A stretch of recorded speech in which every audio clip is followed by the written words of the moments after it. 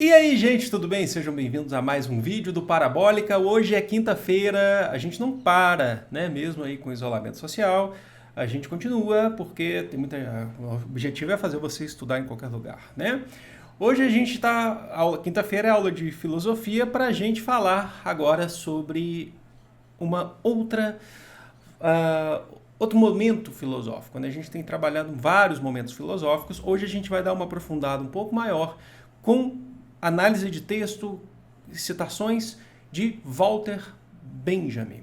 A gente vai trabalhar a sua obra, o seu texto, a obra de arte na era de sua produtibilidade técnica, certo?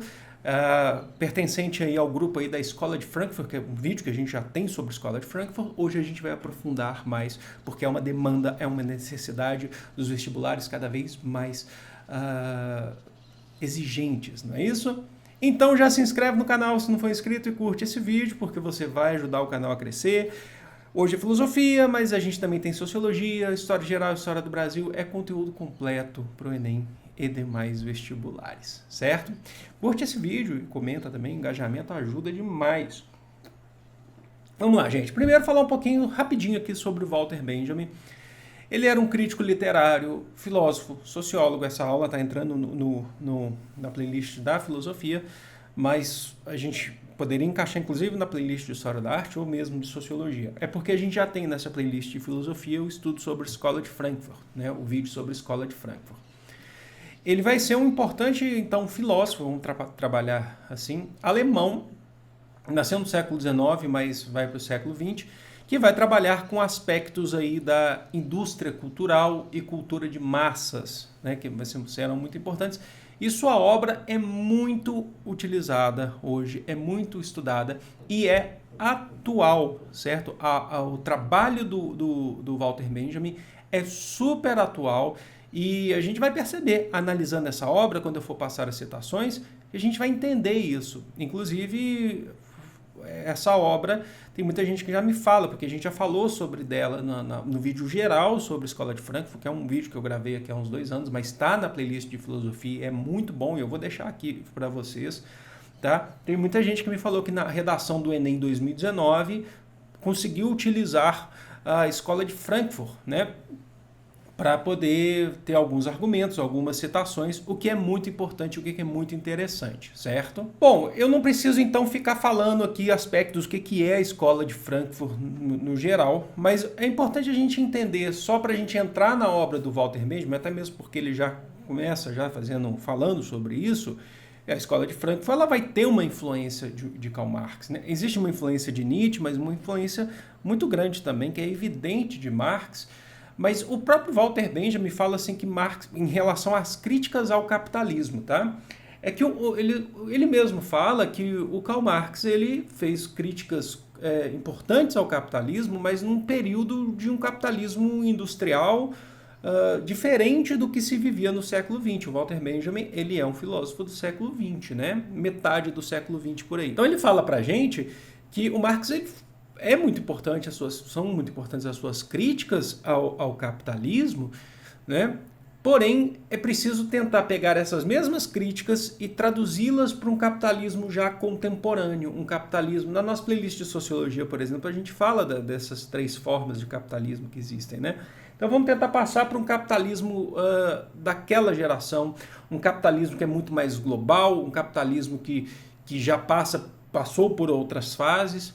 E aí ele entra na questão da indústria cultural, de um debate que a Escola de Frankfurt está fazendo de transformar a cultura, ou na verdade transformar a arte, em indústria, como um objeto comercializável pelo capitalismo. Afinal de contas, isso é muito atual. E assim, só de falar isso para você, sem necessariamente especificar o que é transformar arte em capitalismo, em mercadoria, você tem certeza que vocês já podem pensar em 300 mil exemplos de formas de arte. Um exemplo aqui, por exemplo, é a TV. Mas o grande foco, o que ele trabalha muito, além das artes plásticas nesse texto, né, a obra de arte na era de sua produtibilidade técnica, é o cinema. E a gente vai ver isso aqui. Bom, então vamos começar por um conceito muito importante antes da gente passar a nossa primeira citação. Ele vai identificar para a gente que existe um conceito muito importante chamado de aura. Que esse é o que todo mundo precisa saber. A gente também falou naquele vídeo atrás, mas hoje a gente vai passar citações para especificar mais. Que na obra de arte existe uma tradição, que é uma tradição que vem lá desde a sua criação, da sua origem, que seria praticamente uma transmissão que esse artista está passando para a obra de arte, o que a torna original. Isso a gente vai chamar de aura. Então toda obra de arte, em sua originalidade, em sua forma, no seu momento de produção, e até mesmo após como ela é produzida, ela possui uma aura. E a indústria cultural, o que ela fez foi transformar essa aura da obra de arte, na verdade, destruí-la, não transformá-la. Porque essa obra de arte ela passa a ser produzida de forma serial.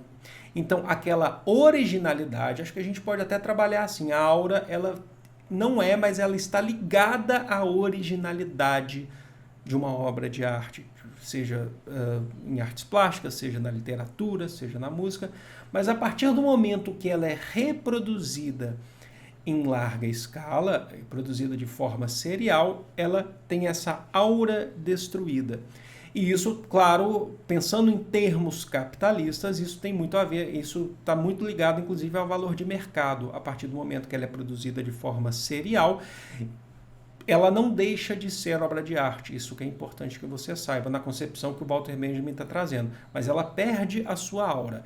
Em termos filosóficos, como a gente tem trabalhado muito em conceitos, basicamente ela perde a sua essência, certo?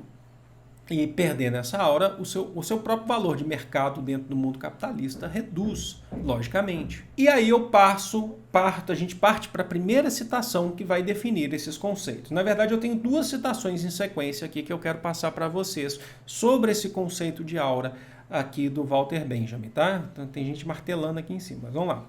O conceito de aura permite resumir... É só começar a gravar vídeo, é impressionante. O conceito de aura permite resumir essas características. O que se atrofia na era da reprodutividade técnica da obra de arte é sua aura. Esse processo é sintomático e sua significação vai muito além da esfera da arte. Generalizando, podemos dizer que a técnica da reprodução está destruindo a aura. A reprodução destaca o domínio da tradição, o objeto produzido. Na medida em que se multiplica a reprodução, substitui a existência única, deixa de ser única, da obra por uma existência serial. Então essa obra de arte, ela vai perder parte do seu valor simbólico original, não só do valor de mercado também. Vamos para a segunda citação.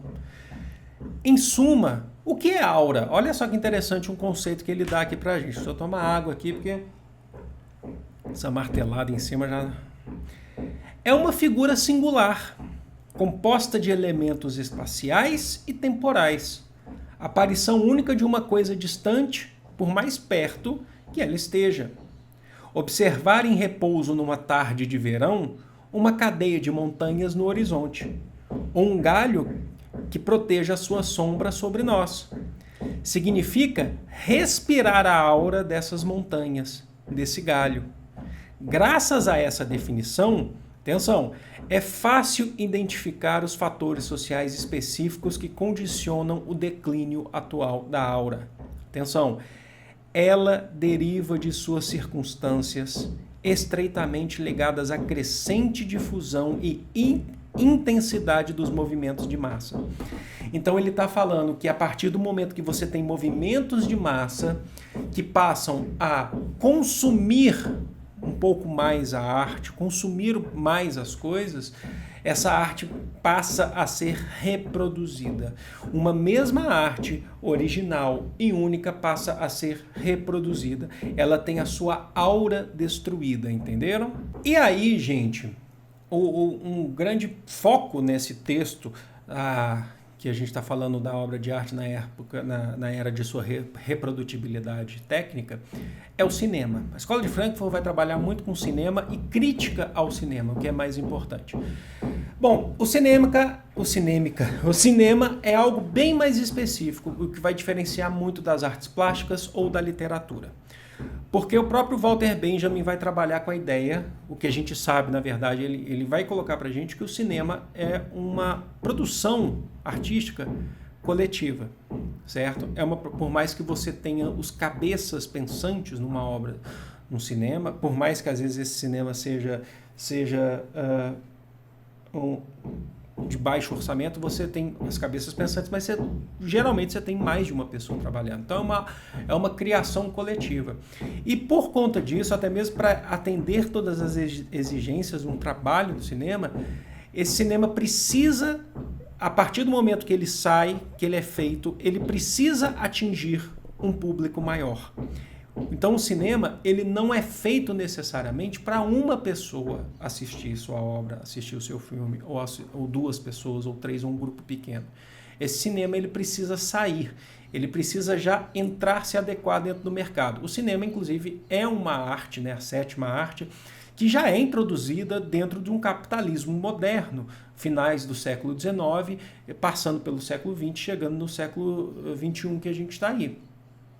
Então ele precisa atingir, ele precisa se adequar a essa cultura de massas, porque senão esse cinema ele é considerado dentro do conceito capitalista de um cinema fracassado, certo? Muitas pessoas, é só vocês olharem, gente, quando saem filmes, tá? E filmes, principalmente o que a gente chama de blockbuster, né? Filmes de super-heróis, esses que estão no cinema, eles sempre dão depois um parecer dos ganhos, né? De quanto que esse cinema foi assistido, de quantas pessoas estiveram presentes no shopping, no cinema, para assistir esse filme. E porque depende-se muito disso, o cinema depende muito dessa característica.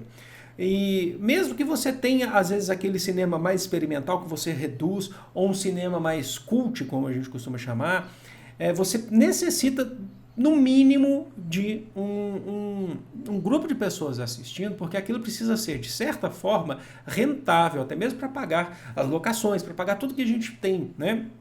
Então, é o que eu sempre falo para vocês, na nossa playlist de História da Arte, nunca separe sujeito do objeto nesse caso.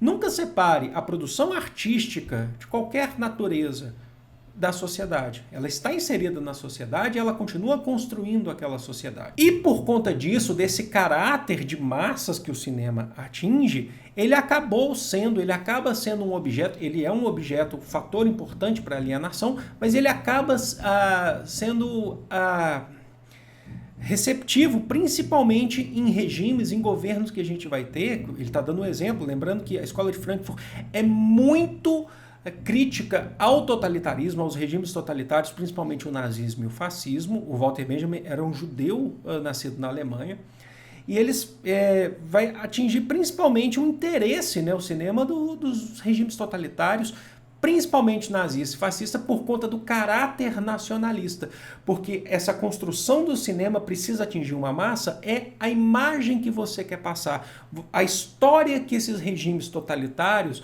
o fascismo e o nazismo, querem passar. Então, por exemplo, o Hitler tinha lá os seus cineastas, as cineastas favoritas, você tinha uma produção em massa do cinema alemão. Para vocês terem noção, as escolas na Alemanha, o cinema, para a sua reprodução, não é muito caro. É caro a sua produção. A reprodução não é algo que seja tão caro assim. É caro, mas não chega nem aos pés da sua produção. As escolas nazistas, as escolas na Alemanha nazista da década de 30, dispunham de salas moderníssimas para a época de cinema, certo? Porque atingiam um público grande em cima disso, atingiam as crianças, atingiam a ideia do que queria se passar. Então o cinema ele acaba sendo um grande reprodutor de massas, ele entra nessa ideia da indústria cultural e é assimilado aos regimes fascistas. Walter Benjamin fala disso.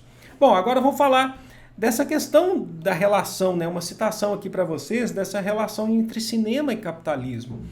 Em 1927, calculou-se que um filme de longa-metragem, para ser rentável, precisaria atingir um público de 9 milhões de pessoas. Não é pouca coisa, não.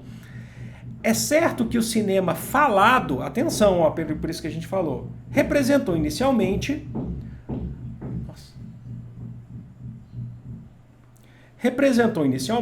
um retrocesso. Seu público restringiu-se ao delimitado pelas fronteiras linguísticas. Antes mesmo da gente ter um sistema próprio de dublagem e antes mesmo da gente ter um sistema de legendas. Quando você tem um cinema falado, você restringe esse número de pessoas às barreiras linguísticas. Mas ó, atenção, e esse fenômeno foi concomitantemente com a ênfase dada pelo fascismo aos interesses nacionais. Porque o fascismo, enquanto um movimento ultranacionalista, você acaba pegando essa barreira, que seria uma barreira de atingir grandes públicos no cinema, e fala, olha, por exemplo, o fascismo na Itália, o nosso cinema é em italiano, a gente não consome mais o cinema americano. O nazismo parou, eu já contei essa história aqui, inclusive, o nazismo parou de exibir música americana. Desculpem. Os clubes de jazz, eu estou falando de cinema, mas a gente parte para outras áreas também. Os clubes de jazz, que eram até crescentes, eu falei nisso num vídeo que eu falei sobre, eu não cheguei a fazer esse vídeo não, sobre, agora não me lembro, na leitura do História Social do Jazz, do Eric Hobsbawm, que fala que na Alemanha nazista você tinha clubes de jazz, clubes inclusive que o secretário da Cultura, né, o Goebbels, o Joseph Goebbels, ele frequentava, mas que foram barrados por se tratar de uma música americana, e uma música originalmente negra americana. Então o nazismo passou a tentar fazer o seu próprio jazz, tentar fazer a sua própria música, a sua própria identidade. E então, gente, em relação ao cinema, e a gente entra inclusive num outro tópico que é muito importante aqui que eu vou falar, o que era vindo do cinema americano foi barrado. Algumas raras exceções, raríssimas exceções foram utilizadas de cinema americano que ultrapassaram essa barreira linguística nos regimes totalitários. Um exemplo que eu dei, vocês estão vendo aqueles dois livrinhos ali? São livros importantes do Richard Evans, que é um dos grandes estudiosos de nazismo. O segundo ali, que é o mais grossinho ali, o maior, ele fala sobre a sociedade nazista já formada, né? Durante, não é só na guerra, nem o processo que levou o nazismo ao poder. Então ele fala da cultura nazista como um todo. E ele trabalha, tá? Ele fala inclusive sobre essa parte do cinema, essa questão do cinema, a barreira linguística do cinema. E os filmes da Disney foram proibidos, né? A narrativa Disney foi proibida no nazismo. A narrativa Disney, inclusive, que produziu obras críticas ao nazismo, mas também que tinha como objetivo fazer com que a massa americana aderisse, né, ao discurso de governo dos Estados Unidos. Mas teve uma raríssima exceção dentro da Alemanha nazista, que foi o curta-metragem dos Três Porquinhos. Não, Três Porquinhos não é uma obra da Disney, mas que tem os direitos, né, o desenho de direitos da Disney. Principalmente por um momento, eu falei isso na nossa playlist de nazismo também, que pode parecer até bobeira falando aqui assim, mas isso é muito interessante, tem um lado político. De quando o lobo mau ele tenta chegar na terceira casa ou na segunda casa, eu já não me lembro bem, no desenho, vocês podem até me corrigir, ele tenta chegar como um comerciante de escovas de dente, e se fingir, né? Fingir que é um comerciante de escovas de dente. Os nazistas, eles só não barraram esse filme porque na hora que o lobo mau tenta fazer isso, eles tentam meio que trocar a narrativa e mostrar que aquele lobo mau era um judeu vendedor de escovas de dente que queria enganar os Três Porquinhos. Então há raras exceções nessa questão da barreira linguística, porque geralmente se utiliza o cinema nacional mesmo, em regimes totalitários, utilizando seu próprio idioma, como uma forma, inclusive, de passar uma narrativa, de ter uma proximidade e reproduzir esse cinema, né? E aí, pegando esse pé, né, essa toada que a gente está falando, como eu disse para vocês, a grande crítica vem do cinema mesmo, essa reprodução do cinema, principalmente em relação ao cinema hollywoodiano, e ele até cita também o que vem da Disney, né? Trabalha, inclusive, em um tópico específico sobre o Camundongo Mickey. É engraçado isso, olha, Camundongo Mickey, a gente está falando de um período que o texto foi escrito mais antigo, mas que já era gigante, já era um grande boom nesse período ali, certo? E é só aí os exemplos de cinema, a gente são incalculáveis se a gente começar a utilizar. Que eu já falei aqui também, que existe toda uma questão física, estética, de aparência dos personagens, por mais que às vezes a gente lute contra e fala, a gente não quer que não precisa ser, o cara precisa ser esteticamente aceitável pela sociedade, né? Dessa questão extremamente preconceituosa que a gente tem, mas o cinema não trabalha com essa ideia, esse cinema de massa que a gente está falando, principalmente hollywoodiano, ele trabalha com a ideia de vender uma imagem cinematográfica. Então, o Capitão América, ele precisa ser um homem bonito na concepção padronizada da sociedade, né?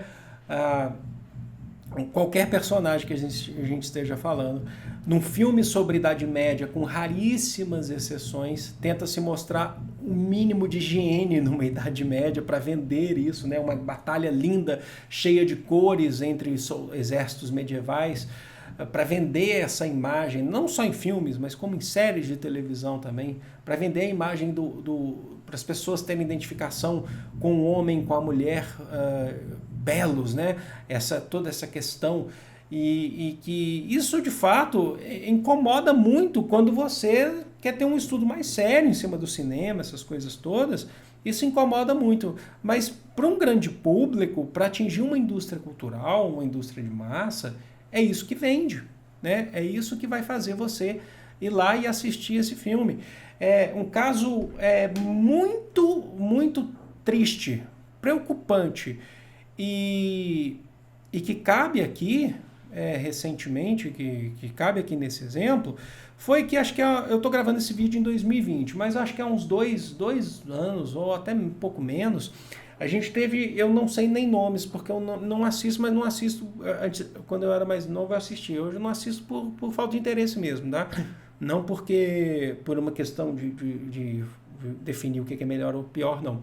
Acho que teve uma novela, né, uma novela da Globo que se passaria na Bahia, em Salvador, alguma coisa, onde a maior parte, a grande maioria, ou esmagadora maioria dos atores, dos personagens, seriam brancos e não negros. Sendo que na Bahia, se vai relatar algo da Bahia, definir, né, a novela dentro do cenário, as locações são na Bahia, mas não só locações, mas como o contexto se passaria na Bahia. Eu não sei se era novela de época, se fosse, seria pior ainda nessa situação, mas você tem na Bahia o maior número de pessoas negras. Mas isso recebeu muitas críticas, eu não sei qual foi o andamento, vocês podem até me deixar o nome aí nos comentários, qual foi a novela e tal, mas isso foi de uma hipocrisia tão grande, porque tentaram não falar abertamente, mas identificaram que uma novela onde você teria a maior parte da população, dos atores negros, isso não venderia, não teria audiência. Então vocês percebem o quanto que essa indústria ela está ligada ao capitalismo, essa indústria audiovisual, não só cinematográfica, mas audiovisual está ligada ao capitalismo. Bom, e a artes plásticas? Por que a artes plásticas então vai ser diferente? O Walter Benjamin ele vai falar pra gente que antes do século XIX, um artista plástico, ele também lembra dessa ligação entre indústria, né, que a gente está falando. Esse texto fala sobre indústria. O artista, quando ele terminava a sua obra, mais ou menos até meados do século XIX, ele não desejava com tanta gana que a sua arte fosse vista por mais de uma ou duas, três, um grupo pequeno de pessoas. Ele não desejava isso, até mesmo porque ele fazia uma obra de arte nos tempos do classicismo, né, a partir do Renascimento, aí, ele fazia essa obra de arte para ficar dentro de uma casa, dentro de um palácio. Aí entra a figura do mecenas, né? O mecenas comprava aquela obra de arte do artista e falou assim, ó, pinta o meu rosto, pinta a minha família, pinta a minha esposa, vai ficar na minha sala de jantar, vai ficar no meu quarto.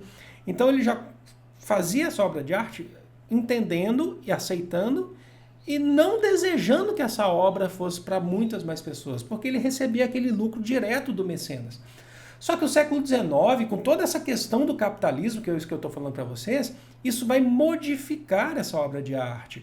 Porque a partir do século XIX, além da questão do surgimento da fotografia, que vai tentar te fazer atingir números maiores, esse artista plástico, ele para poder sobreviver, ele precisa se infiltrar também nesses meios capitalistas. E a partir daí surgem também os grandes salões de arte. A partir daí, essa arte ela passa a ser também chegar em outras regiões, com o advento, inclusive, da Revolução Industrial. Quando a gente chega no século XX, a partir da metade do século XX, se tem uma arte multimídia, então esse artista agora ele também está preocupado, até mesmo por uma questão de sobrevivência, que a sua arte atinja outras pessoas, o maior número possível de pessoas, tá? Quando você segue um artista no Instagram, no YouTube, no Twitter, você está vendo esse artista, né? Você está vendo que ele tá atingindo o objetivo de fazer você enxergar a arte dele, né? E a gente tem Bienal de Arte, a gente tem tudo isso, coisas que não se tinha antes do século XIX, esses grandes salões de arte. Então a gente tem lá, por exemplo, no século XIX surgindo os impressionistas em salão de arte, né? Que são os primeiros grandes que começam a tentar mostrar essa arte para mais gente, que eles não estão precisando necessariamente vendendo para um mecenas, mas vendendo para quem fosse lá e gostasse. Então precisa se atingir um maior número de pessoas. Agora, e aí entra naquela questão. Quanto mais acontece isso, mais as pessoas acabam reproduzindo a sua própria obra de arte. Ela perde aquela essência, o que a gente vai chamar de aura que a gente falou no começo desse vídeo. Entenderam? Então vai perdendo essa essência, vai perdendo essa aura. Mas, por exemplo, eu acompanho um canal de uma pessoa que passa várias técnicas de arte, pinta várias coisas legais. É arte. É arte. Só que reprodutiva. Não sou eu que estou falando. Segundo a concepção de Walter Benjamin, sem aura. Tá? Às vezes é uma obra que ela mesma faz, mas ela mesma reproduz porque isso vende. Há uma destruição da aura. Às vezes são pessoas, como eu já vi muitas, que copiam artistas. Não tem aura. Pessoas que reproduzem personagens de filmes da Disney. O que mais tem no YouTube é isso. Não tem aura. Você está reproduzindo algo, inclusive, que não é seu.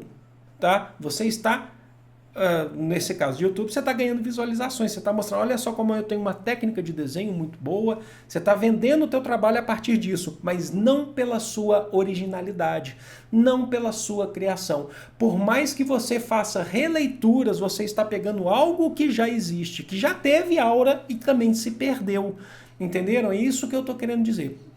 E aí, para fechar, eu uso um exemplo muito específico. Eu só estou vendo o meu tempo ali de vídeo, que está grande. Eu achei que esse vídeo fosse ficar em 10 minutos.